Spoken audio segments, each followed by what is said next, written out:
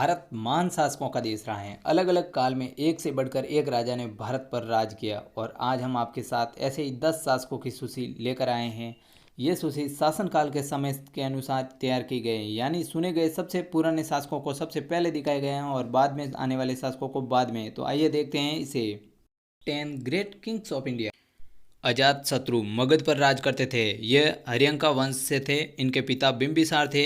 अजात शत्रु ने अपने पिता को बंदी बनाकर सत्ता हासिल की थी। अजात शत्रु ने वज्जी को हराकर वैशाली जैसे बड़े राज्य पर नियंत्रण प्राप्त किया। अजात शत्रु ने अपने भाई जो कि खोसला राज्य के राजा थे उन्हें हराकर खोसला पर भी आधिपत्य हासिल किया। अजात शत्रु के समय मगध मध्य भारत का एक बहुत ही शक्तिशाली राज्य था। मौर्य वंश के संस्थापक चंद्रगुप्त को भारत के पहले अहम राजा के रूप में जाना जाता है। चाणक्य रूपी महान रणनीतिकार को गुरु के रूप में पाने के बाद में उन्होंने अपना अभियान शुरू किया और 20 वर्ष की अल्प आयु में ही युद्ध जीतने शुरू कर दिए। बालक के रूप में चंद्रगुप्त को चाणक्य ने तक्षशिला में देखा था। उन्होंने बालक चंद्रगुप्त की प्रतिभा का भान हो गया और उन्होंने चंद्रगुप्त को उत्तम शिक्षा दी। बड़े होने के बाद में चंद्रगुप्त ने नंद वंश का नाश किया और अपने राज्य की शुरुआत की और उन्होंने मगध पर भी कब्जा कर लिया। उसके बाद में पश्चिम में ईरान तक अपना राज्य बढ़ा दिया। उस समय अलेक्जेंडर का सेनापति सेल्यूकस वहां पर राज करता था। चंद्रगुप्त ने युद्ध में हराकर बहुत सा राज्य उससे वापस ले लिया। अशोक महान एक ऐसे शासक थे जिनका राज्य अफगानिस्तान से लेकर बर्मा तक फैला हुआ था। उनकी राजधानी पाटलिपुत्र थी। अशोक को भारत के इतिहास में सबसे शक्तिशाली राजा माना जाता है। अशोक अपने शुरुआती दिनों में बहुत ही कठोर शासक थे, इसीलिए उन्हें चंड अशोक कहा जाता था। परंतु कलिंग युद्ध में लाखों लोगों की मृत्यु को देखकर उनका हृदय परिवर्तन हो गया और उन्होंने विस्तार का अभियान छोड़ दिया। भारत का राष्ट्रीय प्रतीक और झंडे का चक्र अशोक स्तंभ से ही लिया गया है।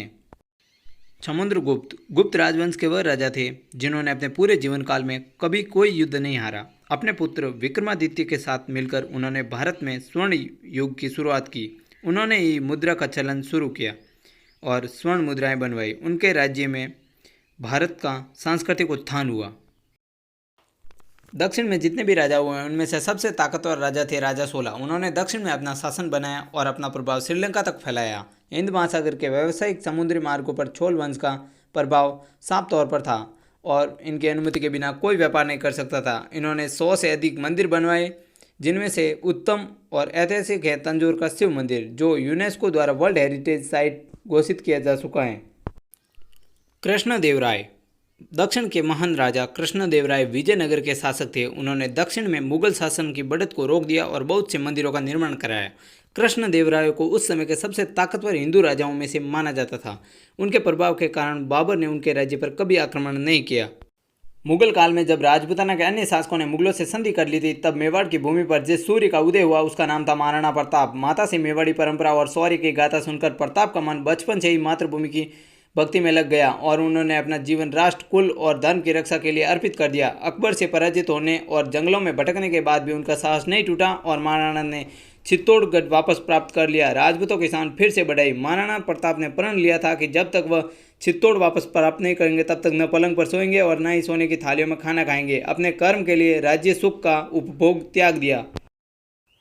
शिवाजी शाहजी भोसले मराठा शासक के बहुत ही लोकप्रिय और सफल शासक हुए। उन्होंने बहुत ही कम उम्र में गुरिल्ला युद्ध कला में महारत हासिल कर ली थी। छोटी उम्र में देशभक्ति की असीम भावना थी। उन्हें मुगल शासक बिल्कुल भी पसंद नहीं थे। शिवाजी महाराज एक कुशल नेता, सफल राजनीतिज्ञ और चतुर रणनीतिकार थे। अपने उत्तम समय में इनके पास 1 लाख से अधिक ज़्यादा सैनिक मौजूद थे। उन्होंने अपनी युद्ध कला के नियम अपनी शिवाजी सूत्र में लिखे हैं। उन्होंने राजकाज के काम के लिए पर्शियन भाषा की जगह मराठी और संस्कृत भाषा का उपयोग करने के नियम बनाए। पृथ्वीराज चौहान चौहान वंश के राजपूत राजा थे। ये भारतेश्वर, पृथ्वीराज तृतीय, हिंदू सम्राट और राय पितौरा आदि नामों से भी जाने जाते हैं। इन्होंने 20 साल की उम्र में ही सिंहासन संभालने के बाद अजमेर और दिल्ली जैसे बड़े राज्यों पर राज शासन करना शुरू किया, जिनके बाद इन्होंने राजस्थान और हरियाणा आदि कई राज्यों पर भी शासन किया। अंतिम हिंदू सम्राट के रूप में भी पृथ्वीराज चौहान को जाना जाता है। महारानी लक्ष्मीबाई का जन्म 19 नवंबर 1828 में हुआ और 18 जून 1858 में वीर गति को प्राप्त हुई। रानी लक्ष्मीबाई मराठा शासित झांसी राज्य की रानी और 1857 की राज्य क्रांति की द्वितीय शहीद वीरांगना थी। उन्होंने सिर्फ 29 साल की उम्र में अंग्रेजी साम्राज्य की सेना से युद्ध किया और वीर गति को प्राप्त हुई। तो दोस्तों, ये तो थी भारत के 10 प्रभावशाली राजाओं की सूची। निश्चित रूप से भारत ने कई अन्य महान राजाओं को देखा है और संभव है कि कुछ मायनों में भी यहाँ दिखाए गए राजाओं से बेहतर है। यदि आप उनके बारे में हमें बताना चाहते हैं तो कृपया कमेंट के माध्यम से बताएं। और ऐसी अच्छी जानकारी की वीडियो के लिए हमारे चैनल को सब्सक्राइब करें और वीडियो को लाइक करें और शेयर ज़रूर करें दोस्तों। धन्यवाद।